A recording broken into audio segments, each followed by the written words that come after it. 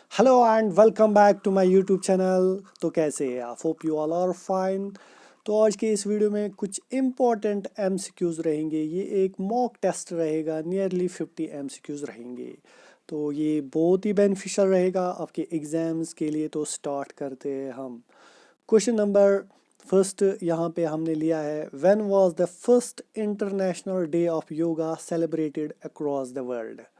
तो क्वेश्चन हमें बोलता है कब मनाया गया है first international day of yoga across the world. तो इस क्वेश्चन का जो सही आंसर है वो है option C, 2015। Question number second, who among the following was the vice president of interim government formed in 1946।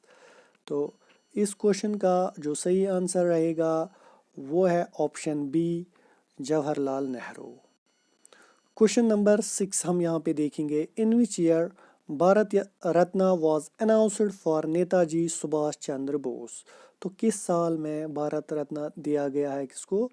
Netaji Subhash Chandra Bose को। तो इस क्वेश्चन का जो सही आंसर है वो है 1992।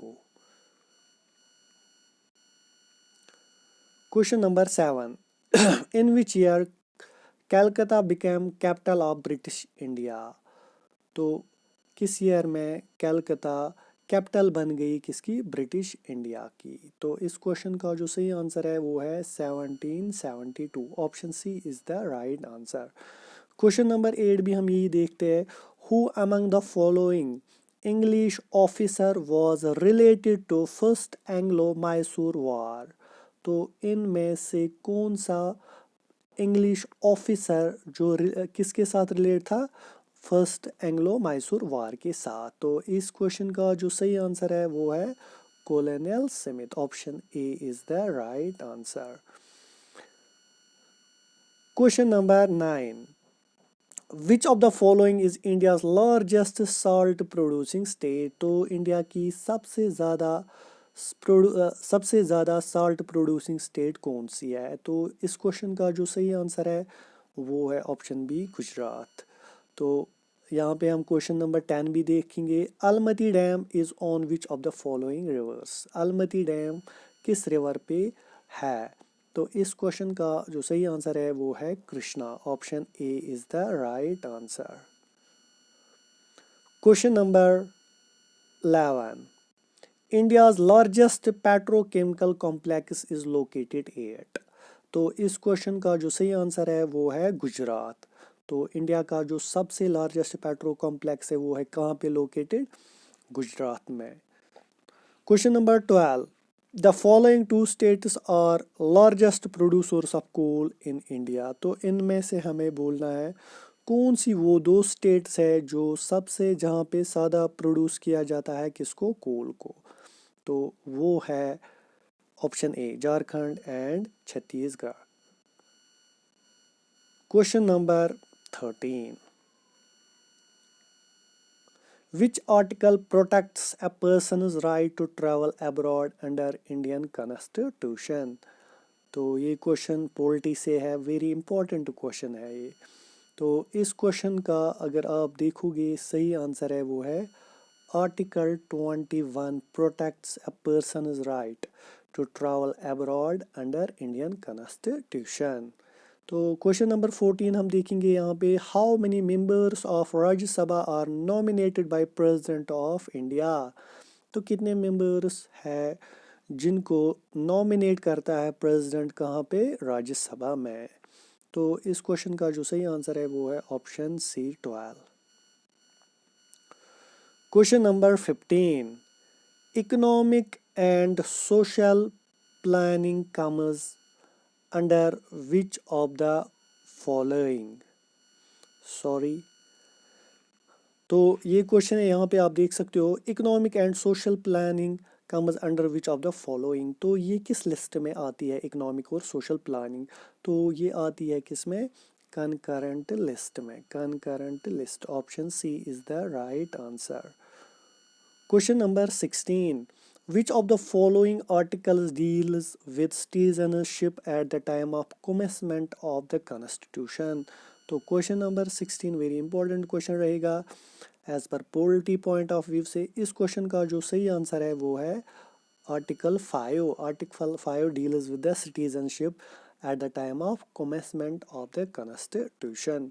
क्वेश्चन नंबर जो 16 है इसका सही आंसर है option A. Question number 17, who establishes a river board on the request of the state government. तो स्टेट गवर्नमेंट की रिक्वेस्ट पे रिवर बोर्ड कौन एस्टैब्लिश करता है, वो है central government. Central government, option D is the right answer. Question number 18, who said that. तो ये किसने बोला, emergency financial provisions pose a serious threat to the financial autonomy of the state. तो ये किसने बोला है, तो 18 का जो सही आंसर है वो है option D, H.N. Kunzru. Question number 19, which of the following articles deals with citizenship. ये मैंने अभी रिपीट किया है, यहाँ पे बोला है।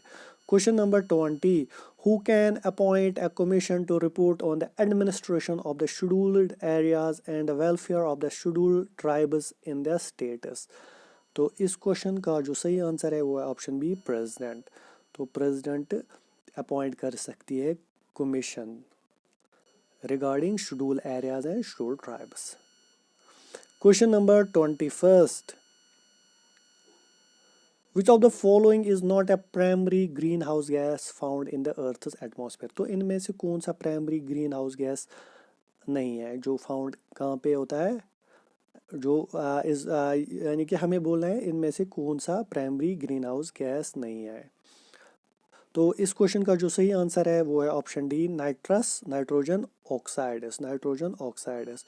क्वेश्चन नंबर 22 हम देखेंगे, the Ghatigaon wildlife sanctuary is located in which state. तो ये जो वाइल्ड लाइफ सेंचुरी है ना, ये किस स्टेट में है, तो ये है मध्य प्रदेश में।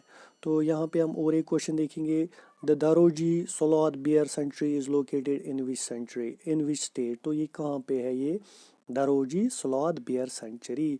तो इस क्वेश्चन का जो सही आंसर है वो है कर्नाटका।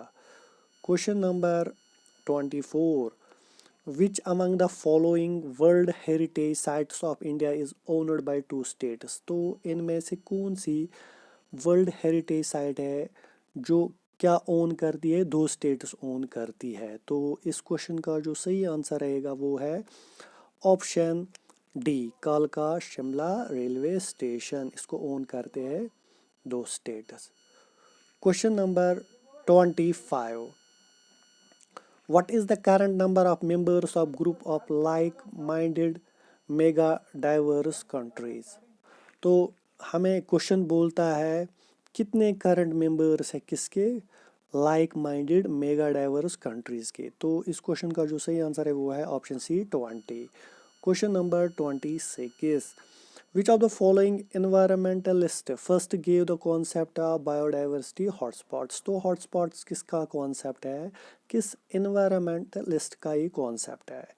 तो इसका जो सही आंसर है वो है Norman Myers. Norman Myers.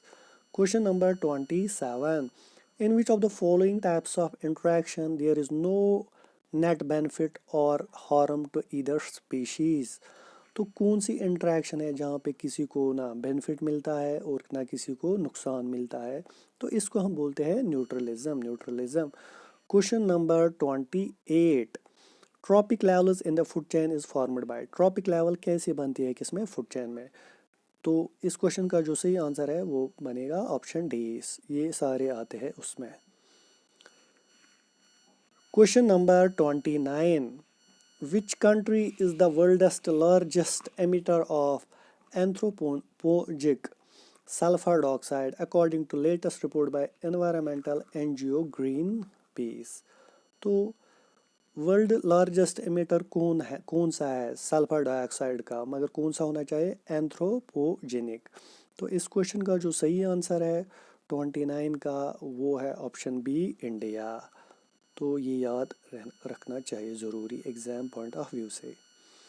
Question number 30, where is the headquarter of national biodiversity authority NBA। उसका कहाँ हेड क्वार्टर है, तो वो है 30 का जो सही आंसर है वो है Nashik. Diagonal communication is also known as, diagonal communication को हम क्या बोलते हैं, इसको हम बोलते हैं cross word communication. Diagonal option यानी कि A is the right answer. Question number 32, which of the following is most perishable, तो इनमें से कौन सा पेरिशेबल है मोस्ट, तो इसका जो सही आंसर है वो है option D. Question number 33, in communication the interpretation of the message depends upon, तो मैसेज किस पे डिपेंड होती है, इंटरप्रिटेशन ऑफ मैसेज किस पे डिपेंड होती है, किसके लिहाज से, कम्युनिकेशन के लिहाज से, तो वो होता है द कॉन्टेक्स्ट के हिसाब से। Question number 34, the effectiveness of communication is usually decided based on, तो कम्युनिकेशन की इफेक्टिवनेस किस पे बेस होती है, तो वो बेस होती है quality of feedback, quality of feedback, option A is the right answer. Communication problems are otherwise known as, उनको हम क्या बोलते हैं, उनको हम बोलते हैं barriers, option B is the right answer. Question number 36 is the exchange of ideas between two or more persons is, तो उसको हम क्या बोलते हैं, एक्सचेंज ऑफ आइडियाज, तो 36 का जो सही आंसर है वो है कम्युनिकेशन, उसी को हम बोलते हैं कम्युनिकेशन।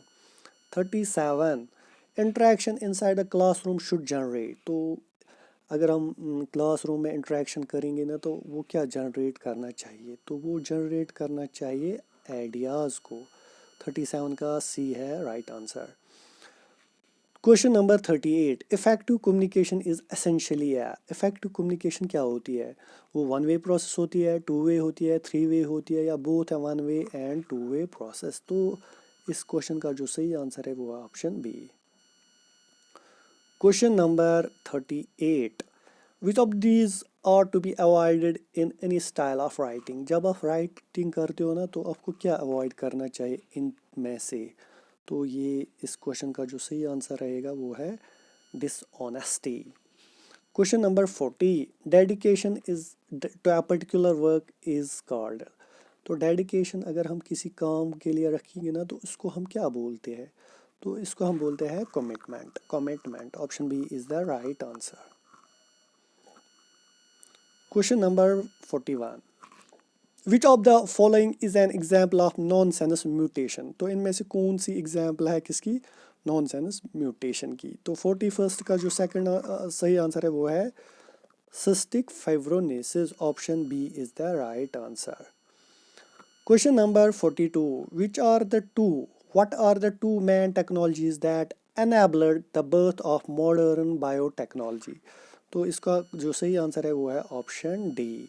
42 का जो सही आंसर है वो option D. The chemical name of laughing gases, तो लाफिंग गैस का क्या केमिकल नेम है, वो है नाइट्रस ऑक्साइड, नाइट्रस ऑक्साइड। 43 का जो सही आंसर है वो है option D. The wire of flash bulb is made of, तो जो वायर होती है ना फ्लैश बल्ब की वो किसकी बनी होती है, वो बनी होती है मैग्नीशियम की, मैग्नीशियम की। Question number 45, activated charcoal is used to remove colouring matter from pure substances by, तो किस और क्या हमें ऐड करते हैं, तो इस क्वेश्चन का जो सही आंसर है वो है एड्जॉर्प्शन, एड्जॉर्प्शन है इसका सही answer. Question number 46, the most pure form of carbon among the option is, इनमें से सबसे प्योर फॉर्म कौन है कार्बन का, वो है ग्रेफाइट, ग्रेफाइट इसका सही आंसर है option C. Question number 47, which of the following non metals is a good conductor of electricity, तो इनमें से कौन सा नॉन मेटल है जो गुड कंडक्टर ऑफ इलेक्ट्रिसिटी है, तो वो है option B graphite, graphite is question का सही आंसर है। Question number 48, which is one of the liquid is commonly used in liquid in glass thermometer, तो इनमें से कौन सा लिक्विड जो हम इस्तेमाल करते हैं किस में, लिक्विड इन ग्लास थर्मोमीटर में, तो 48 का जो सही आंसर रहेगा वो है alcohol, option B. 49, the most common cause of pollution of air is, तो इनमें से कौन सा कॉमन कॉज है किसका, पोल्यूशन ऑफ एयर का, तो 49 का जो सही आंसर रहेगा वो है सल्फर डाइऑक्साइड।